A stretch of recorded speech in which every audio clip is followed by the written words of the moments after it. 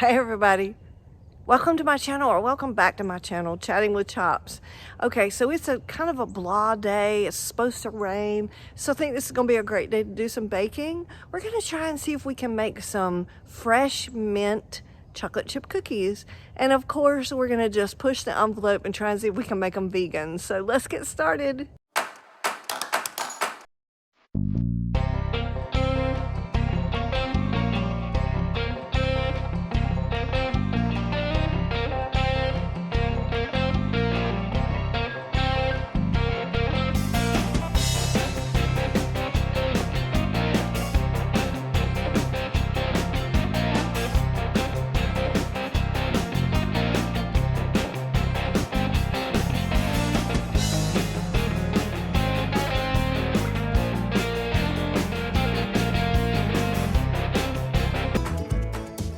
The recipe asks for half a cup of firmly packed fresh mint and about a half a cup of it.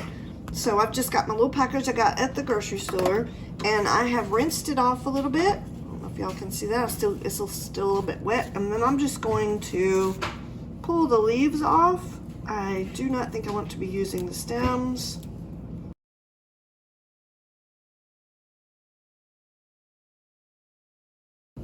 And now I'm just going to roughly chop these, which that's kind of up to interpretation in my brain. So I'm just going to roughly chop these so they're not in giant pieces.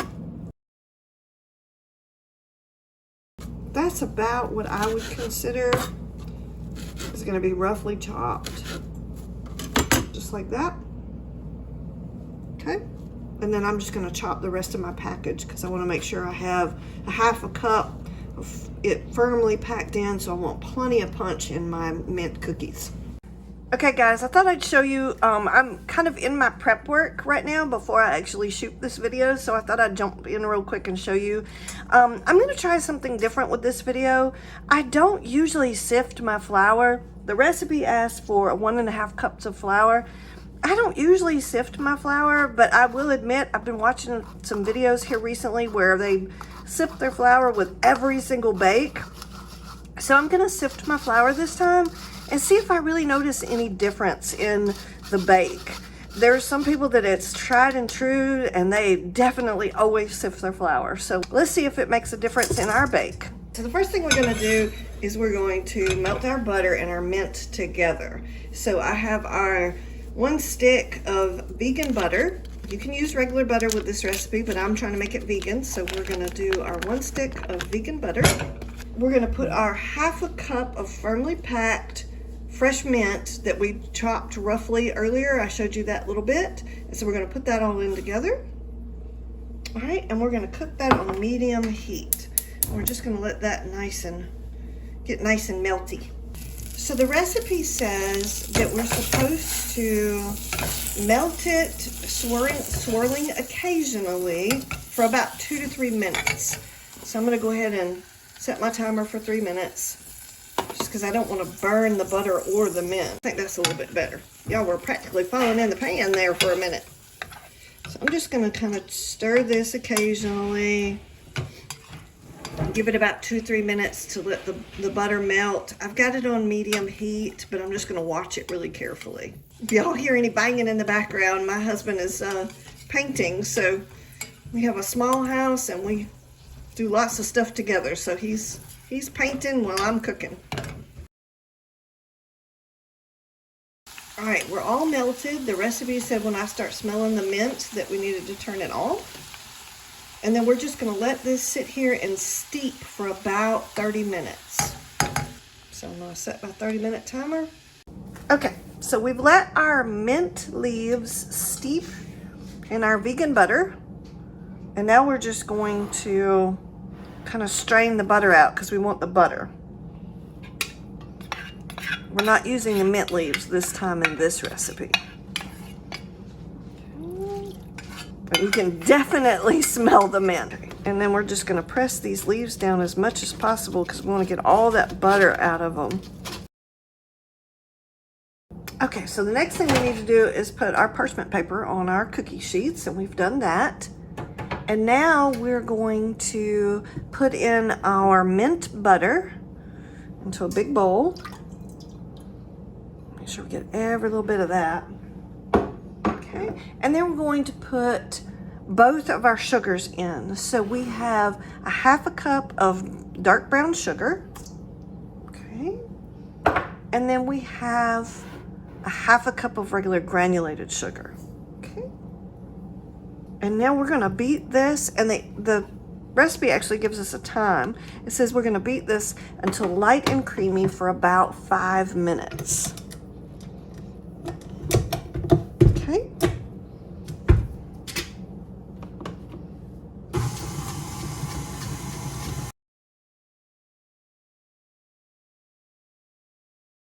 Okay, so since we're making this vegan, the next thing the recipe asks for is for you to add a room temperature egg, which again, if you're gonna make it non-vegan, you can do that. We're making this one vegan, so I'm adding my 2 ounces of unsweetened applesauce. Make sure I get all of it in there. And then the next thing we wanna do is add in our vanilla bean paste, which we're gonna add 1 teaspoon. I always say I don't think you can put too much vanilla bean paste in something, so I add just a heaping helping of vanilla bean paste. Okay, and then we're gonna mix that up for probably another minute.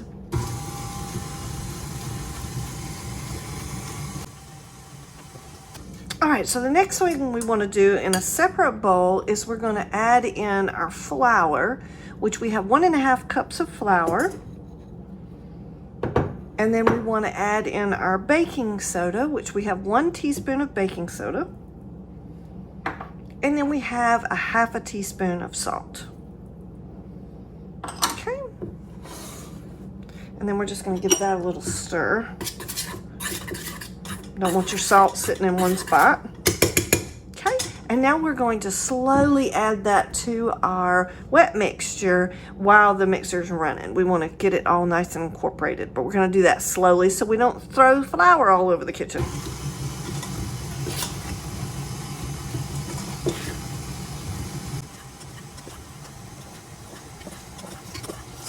Okay, we're going to stop it for just a second, and we're going to scrape down the sides. You see how we got a little bit of excess flour on the sides? We want to get that all incorporated in. And as I've said a million times, I love my KitchenAid mixer so much. We just want to make sure that we don't miss anything at the bottom. So I'm just going to kind of roll that around a little bit, make sure I've got all the stuff at the bottom. All right, and then I'm going to mix it for just another 30 seconds or so, just to get that last little bit of flour mixed in. Okay, and now we get to add in our chocolate chips. So we're doing a heaping helping, which I did, you know, a nice little 1/2 cup plus some of semi-sweet chocolate chips. Now these are plant-based, so there are vegan chips. Again, if you're gonna make it non-vegan, you can use regular chocolate chips, or really you could probably experiment and use other flavored chips if you want to. I'm gonna stay traditional at the moment. So I'm just gonna add these in, and then I'm gonna run the mixer just to make sure they're all mixed in well. Okay.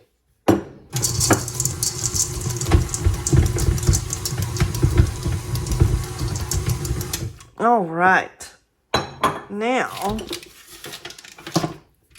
what we're gonna do is we're gonna get all of this beautiful cookie dough off of our beater. We don't want to miss any of this. This could be an extra cookie somebody could enjoy. And I can still smell the mint flavor so strong. It's a beautiful smell. Okay.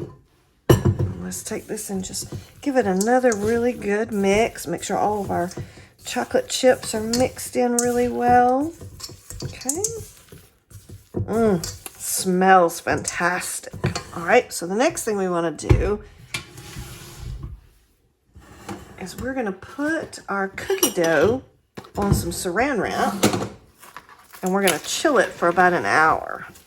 Once it's chilled, then we can come back and make our little cookies out of it.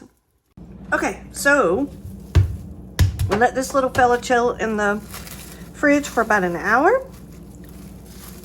We've got our oven preheating at 350 degrees. Woo! Looks like he got nice and firm. Now the recipe says we're supposed to break this into 12 equal portions, rolling into about 12 balls, and put 6 balls each on cookie sheets. Evidently these cookies get big. But I like to keep my cookies a little bit on the smaller side. It makes for a bigger quantity. There's less calories per cookie, and you just can, you know, share them a little bit more. So I'm probably gonna make my cookies a little bit smaller. Now I'll probably still space them out on the first cookie sheet that I do, just because I don't know how much these cookies are gonna spread out. I've never made this recipe before. I love bringing you guys in on brand new recipes I've never experimented with. And that way we can kind of explore and experiment and figure it out together. But I've got my oven preheating right now, and these, I'm making them kind of big at the moment. I might be not at 12, but close to it at the moment. And I'm just using a spoon to kind of pull it out because it's a little bit firm, and then just kind of rounding it with my hands to make a nice round ball. And actually, with as firm as these cookies are, you probably could just have made this in a roll and stuck it in the freezer for a couple of days if you wanted to cook them at a later time. Let's see. We're gonna start out with 6 on a cookie sheet, and just until we figure out how the oven is going to do with them. Okay.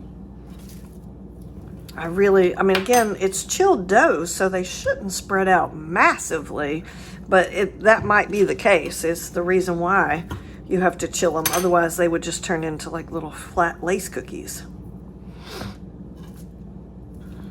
Okay, so I'm going to keep doing this, and then I'm going to cook them again at 350 degrees for about 11 to 12 minutes, and then I'm gonna bring them out and let them cool on the baking sheet for a few minutes, and then I'll bring you guys in and show you what it looks like. And you see, I'm trying to, I don't use exact measurements a lot in my recipes. I try to follow the recipe as far as, you know, the ingredients amount, but I have a tendency to change the end size and things like that, but I'm trying to make sure they all kind of are about the same size on the cookie sheet. That way they'll cook evenly together. If you have one massively huge cookie and then one tiny cookie, that tiny cookie is going to burn, or that big cookie is going to be overdone. So here they are out of the oven, looking beautiful, smelling very, very minty. So we're just going to slide them onto our cooling rack and leave them be and let them cool off, and then we'll try one in a minute. They didn't spread out as much as I thought they were going to, but that's okay. We don't need to squash them on our cookie sheets either, so we're just gonna leave them be. We'll come back and try one in a minute. Okay, so my favorite part, we get to taste test. You can see my cookie sheets still cooling off in the background, but we have just made our chocolate chip mint cookies using fresh mint. So it kind of looks like a regular chocolate chip cookie, but we've made it with fresh mint, which we steeped in butter. And so let's see how it tastes. Okay, ooh, it's nice and soft.